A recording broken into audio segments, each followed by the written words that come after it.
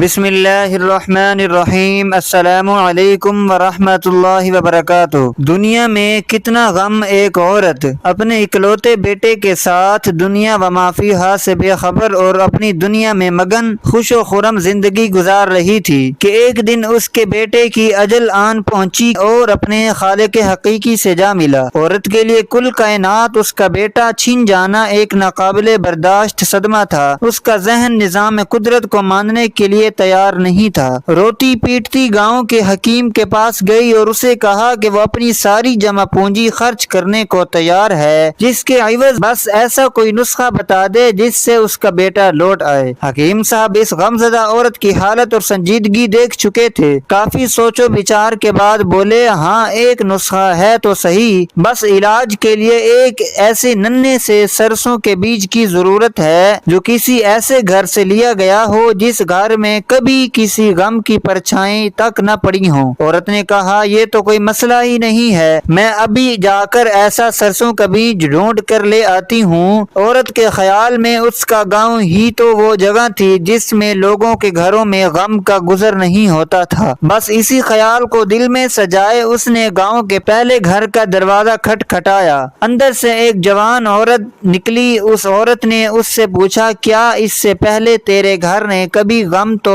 نہیں دیکھا؟ جوان عورت کے چہرے پر ایک تلخی سی نمودار ہوئی اور اس نے درد بھری مسکراہٹ چہرے پر لاتے ہوئے کہا، میرا گھر ہی تو ہے جہاں زمانے بھر کے غموں نے ڈیرا ڈالا ہوا ہے۔ پھر وہ بتانے لگی کہ کس طرح سال بھر پہلے اس کے خاوند کا انتقال ہوا، جو اس کے پاس 4 لڑکے اور لڑکیاں چھوڑ کر مرا۔ ان کی روزی یا روزگار کا مناسب بندوبست نہیں تھا۔ آج کل وہ گھر کا ساز و سامان بیچ کر مشکلوں سے گزارا کر رہے ہیں، اور بلکہ اب تو بیچنے کے لیے بھی ان کے پاس کچھ زیادہ سامان نہیں بچا۔ جوان عورت کی داستان اتنی دکھ بری اور غمگین تھی کہ وہ عورت اس کے پاس بیٹھ کر اس کی غم گساری اور اس کے دل کا بوجھ ہلکا کرتی رہی، اور جب تک اس نے جانے کی اجازت مانگی تب تک وہ دونوں سہیلیاں بن چکی تھیں۔ دونوں نے ایک دوسرے سے دوبارہ ملنے کا وعدہ لیا اور رابطہ رکھنے کی شرط پر عورت اس کے گھر سے باہر نکلی۔ مغرب سے پہلے یہ عورت ایک اور خاتون کے گھر میں داخل ہوئی، جہاں ایک اور صدمہ اس کے لیے یہاں منتظر تھا۔ اس خاتون کا خاوند ایک خطرناک مرض میں مبتلا گھر پر صاحب فراش تھا۔ گھر میں بچوں کے لیے کھانے پینے کا سامان نہ صرف یہ کہ موجود ہی نہیں تھا، بلکہ یہ بچے اس وقت بھوکے بھی تھے۔ عورت بھاگ کر بازار گئی اور جیب میں جتنے پیسے تھے ان پیسوں سے کچھ دالیں، آٹا اور گھی وغیرہ خرید کر لائی۔ خاتون خانہ کے ساتھ مل کر جلدی جلدی کھانا پکوایا اور اپنے ہاتھوں سے ان بچوں کو شفقت سے کھلایا۔ کچھ دیر مزید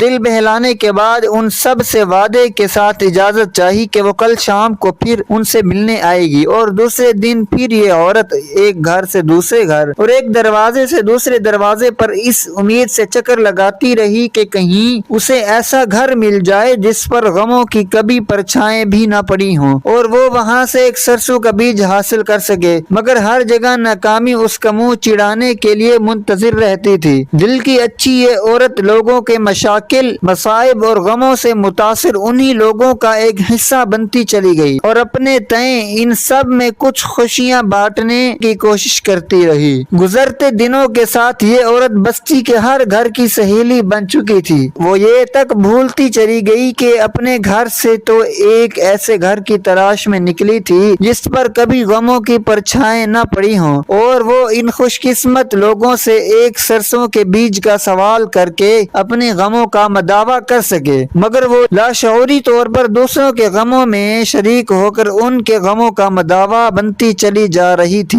بستی کے حکیم نے گویا اسے اپنے غموں پر حاوی ہونے کے لیے ایسا مثالی نسخہ تجویز کر دیا تھا جس میں سرسوں کے بیج کا ملنا تو ناممکن تھا مگر غموں پر قابو ہرگز نہیں تھا، اور اس کے غموں پر قابو پانے کا جادوئی سلسلہ اسی لمحے ہی شروع ہو گیا تھا جب وہ بستی کے پہلے گھر میں داخل ہوئی تھی۔ جی ہاں، یہ قصہ کوئی معاشرتی اصلاح کا نسخہ نہیں ہے، بلکہ یہ تو ایک کھلی دعوت ہے ہر اس شخص کے لیے جو اپنی انا کے خول میں بند دوسروں کے غموں اور خوشیوں سے سروکار رکھے بغیر اپنی دنیاؤں میں گم اور مگن رہنا چاہتا ہے۔ حالانکہ دوسروں کے ساتھ میل جول رکھنے اور ان کے غموں اور خوشیوں میں شرکت کرنے سے خوشیاں بڑھتی ہی ہیں، کم نہیں ہوا کرتی۔ یہ قصہ یہ درس بھی ہرگز نہیں دینا چاہتا کہ اگر آپ اپنی انا کے خول سے باہر نکل آئے تو آپ ایک محبوب اور ہر دل عزیز شخصیت بن جائیں گے، بلکہ یہ قصہ یہ بتانا چاہتا ہے کہ آپ کا یہ معاشرتی رویہ آپ کو پہلے سے زیادہ خوش انسان بنا دے گا۔